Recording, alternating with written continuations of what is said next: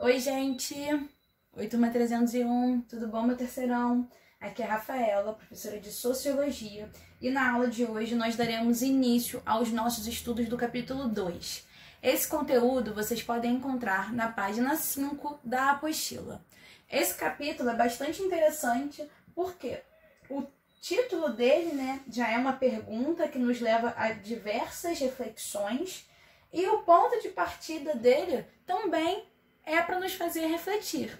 Então, o título do capítulo 2 é Indivíduo ou Sociedade, e a primeira parte desse capítulo é exatamente nos chamando para pensar, E vai nos colocar uma série de questões. A primeira é exatamente essa ideia do o que vem primeiro, o indivíduo, essa ideia do individual, da unidade, ou a sociedade, o coletivo, o grupo. Os indivíduos, eles moldam a sociedade ou a sociedade que molda os indivíduos? Essas duas questões, gente, a sociologia, ela chega para contribuir muito para a gente poder construir respostas, certo?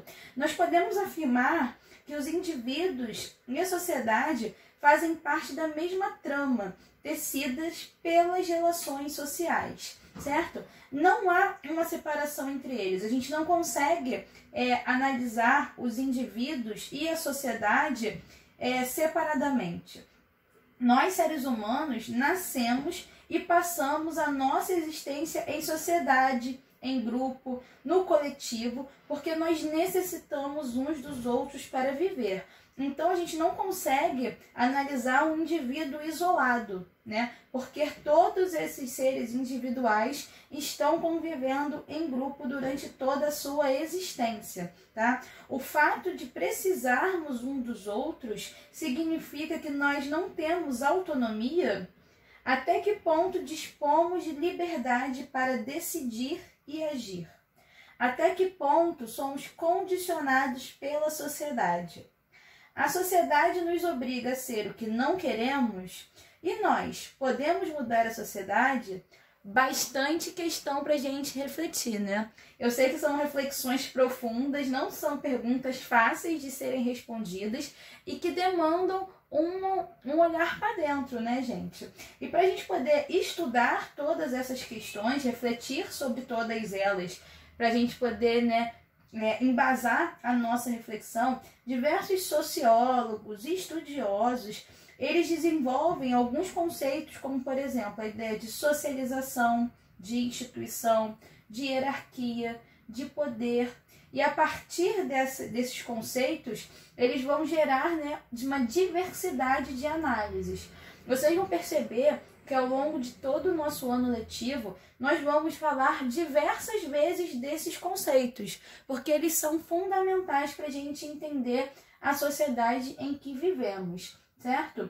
Para entender a sociedade em que nós vivemos, é importante, significa saber que há muitas diferenças entre os indivíduos, certo? E que é preciso se atentar a todas elas. E mais do que isso, é preciso respeitar todas as diferenças. É exatamente essa pluralidade que faz com que a nossa sociedade seja tão rica, seja tão interessante, Mesmo considerando todas essas diferenças, a gente vai perceber que há um processo de socialização formal que é conduzido por instituições. O que são essas instituições? A gente coloca essas instituições de socialização formal como, por exemplo, a escola, a igreja, mas a gente também passa por um processo de socialização mais informal e abrangente, que ele acontece, gente, basicamente o tempo todo na nossa vida. Inicialmente acontece ali, no nosso ambiente familiar, certo?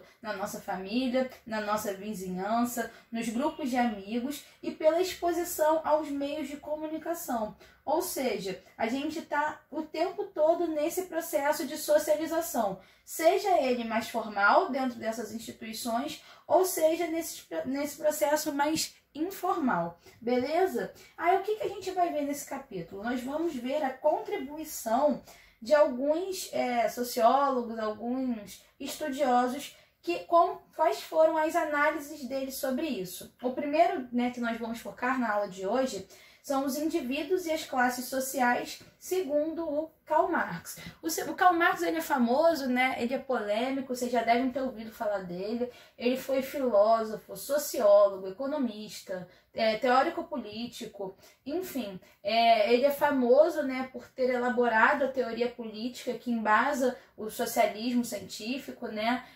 A gente tem essa expressão do marxismo exatamente para poder relacionar as contribuições deles, né, que foram diversas. O Marx, ele desenvolveu uma densa e extensa obra, ele contribui com os mais diversos campos, ele consegue abordar conceitos filosóficos, sociológicos, econômicos, históricos, enfim. Vocês vão estudar o Karl Marx em diversos momentos da vida de vocês. Aqui nesse momento a gente vai ver, né, a contribuição, a análise do Marx sobre os indivíduos e as classes sociais. Percebam que eu sublinhei ali as classes sociais. Por quê? Porque essa é uma lente de análise usada constantemente pelo Karl Marx, certo?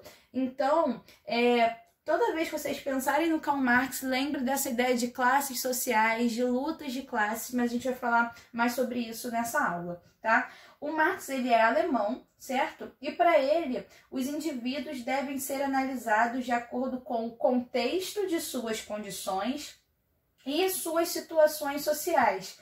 Por quê? Porque os indivíduos, eles produzem a sua existência em grupo, certo?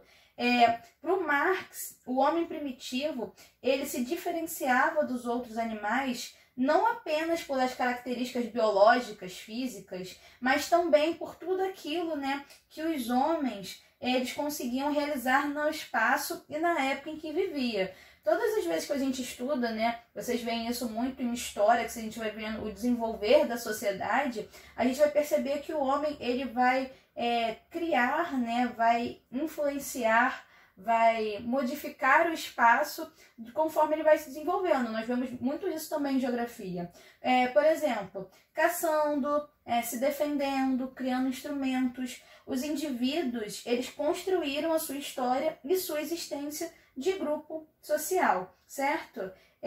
Além disso, o Marx, né, o indivíduo isolado ele só apareceu durante a sociedade de livre concorrência, no momento em que foram criados os princípios da sociedade capitalista. O Marx ele é um crítico, né, e faz análises muito profundas sobre o sistema capitalista.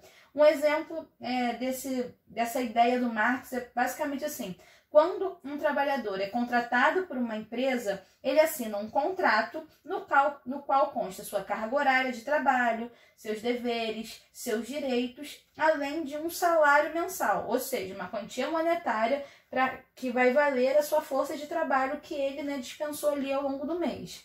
Logo, para o Marx, vão existir dois indivíduos aqui nesse momento se relacionando: o trabalhador e o empresário, né? Ou o proletário e o patrão. Então, segundo Marx, essa relação não é apenas entre indivíduos, vai ser entre classes sociais, a classe trabalhadora ou o proletariado e a classe burguesa, que é representada pela ideia do patrão, certo? Por isso que eu sempre falo para vocês se atentarem a essa ideia das classes sociais quando a gente falar do Marx, tá?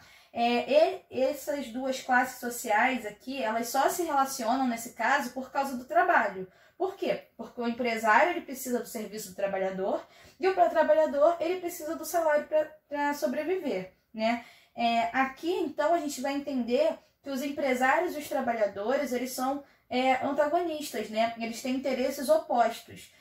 E dessa maneira, como eles vão ter interesses opostos, vai surgir a figura do Estado, né, enquanto instituição, para tentar reduzir o conflito. E como que a gente reduz o conflito? A gente cria leis, estabelece regras para conseguir, né, diminuir esses conflitos de interesses entre a classe dos trabalhadores e a classe dos empresários. Aqui, segundo, né, a visão de Marx. De acordo com Marx, nós só podemos compreender a vida social contemporânea através da luta de classes que ocorre sempre que os homens e mulheres procuram satisfazer as suas necessidades. Beleza, gente? A gente fica por aqui para a gente poder fixar os conteúdos vistos na aula de hoje. Vamos fazer o questionário número 3, questões de 1 a 12, e também vamos ter a atividade devolutiva 1. Na atividade devolutiva, vocês devem fazer uma breve pesquisa sobre quem foi o Karl Marx e suas principais ideias. As ilustrações são fundamentais e serão avaliadas, e essa pesquisa, gente, deve ter pelo menos uma página, tá bom? Então, capricha. A gente fica por aqui, um beijo, se cuidem e até a próxima. Tchau, tchau!